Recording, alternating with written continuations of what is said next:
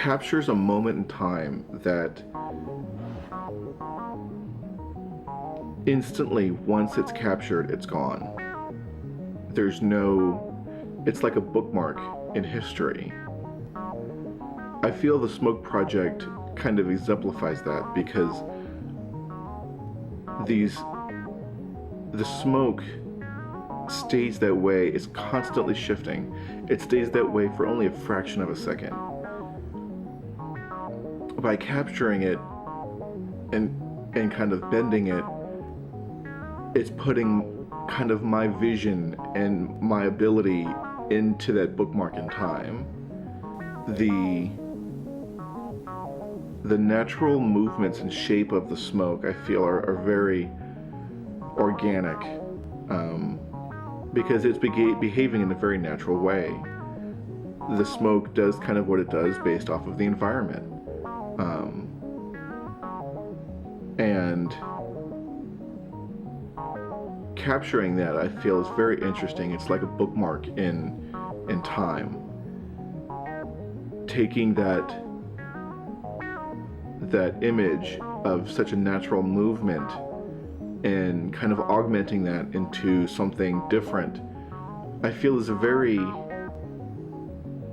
very interesting dichotomy between the two. They both seem to serve each other, and when the two of them are used effectively, it can create something that's beautiful, that's wonderful. There was a short snippet in, I think, American Photo or Popular Photography, maybe it was Popular Photography, about smoke art, and how with like very minimal setup you can achieve really interesting kind of effects. And that's something that I've always really enjoyed about photography is you can invest thousands and thousands of dollars and achieve really beautiful big images and lots of lighting and different lenses, and you can do really beautiful work. But the inverse is true. I mean, the smoke images I shoot with my Nikon D80, which is kind of an older camera, a black background, $1 for 3 stick of incense, and my strobes. And originally, when I started out, I didn't have the nice strobes that I have now. I started with my Nikon SB600 flash set up to wireless mode and fired off of my first few frames that way. So, of course, the biggest question that I get asked when people see the smoke rings is, how did you do it? So you have to start by capturing the image of the smoke. I have my incense stick generally in the middle of the frame, and then the strobe or the flash comes in either from a little bit behind it or a little bit more horizontal. So that way when it flashes, the light goes through the smoke and illuminates the smoke and gets that really kind of nice white kind of color to the smoke. I generally shoot about 200 images. I find that if you it's really easy to just kind of go crazy and shoot 500 images. So to make it a little bit more manageable, I stop at about 200 and then put them into Lightroom. Once they're in Lightroom, I generally go from front to back, or from the first image to the last image. And the way that I edit these images is that in Lightroom I start by making the background just as black as possible. Once that's done, I then move the image into Photoshop. I then clean up the image if it's needed. If there's any ash that got into the shot, sometimes it'll fly away, or like maybe a stray smoke tendril that I don't necessarily like being part of that form. So I'll clean up the image and then I'll invert the colors, which turns the black background white and the white smoke black. And then once that's done, I'll generally convert it to black and white. Sometimes there's like brown streaks or brown color that goes into the smoke when it's inverted like that. So I'll convert it to black and white, take it back into Lightroom, and then I'll use the shadows, the black slider, and then the clarity sliders to really kind of give the smoke more form and more body. From that point, I move it back into Photoshop. I duplicate the image, so that way we have kind of a panoramic image, scrunch it down to a square, and then once that's done, I use the filter polar coordinates to invert the polar coordinates to turn it into the first smoke ring.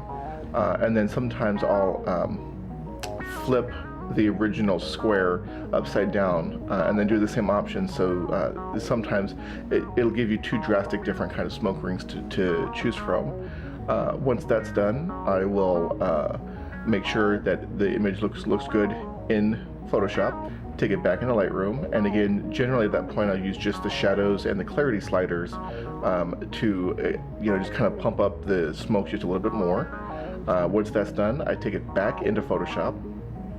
In Photoshop, I will kind of do the same thing again. I'll crop the image and then mirror it again, so that way we get that kind of infinity shape with the smoke. And then once that's done, I take it back into Lightroom. Once it's back in Lightroom, I just kind of finesse the image.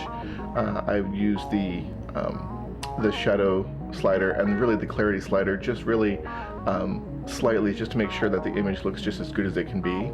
And then from that point, I will then use the sharpening slider and sharpen the image just a little bit, and then crop the image down to an 11 by 14 because I find that really is the best way to really to print the image, so that way I can go bigger and I can go smaller, and it still makes a really nice print.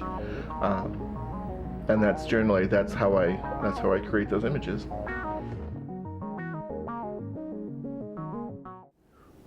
What am I trying to express? Everybody always kind of asks me that outside of how to do it. It's kind of funny. This particular project that I work on, I don't feel I'm necessarily trying to express anything. I feel it's more or less what the viewer sees.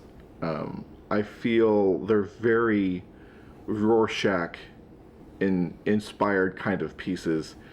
Even when I did the original Smoke with just the single image, people would see them and they would be very interested in them, and everybody sees something different, and I love that idea about it. The idea that I create my imagery, and of course I select the ones that I feel are the best images, and when I put them out there, 50 people will see them and 50 people will see 50 different things about them. I've gotten stuff from beetles and very insect-like to alien-like to organic. They see human forms, they see skulls, they see dogs, they see any number of things. And as an artist, for me personally, I'm very gratified by that, because I feel that I create something that has the possibility to speak to a great many people,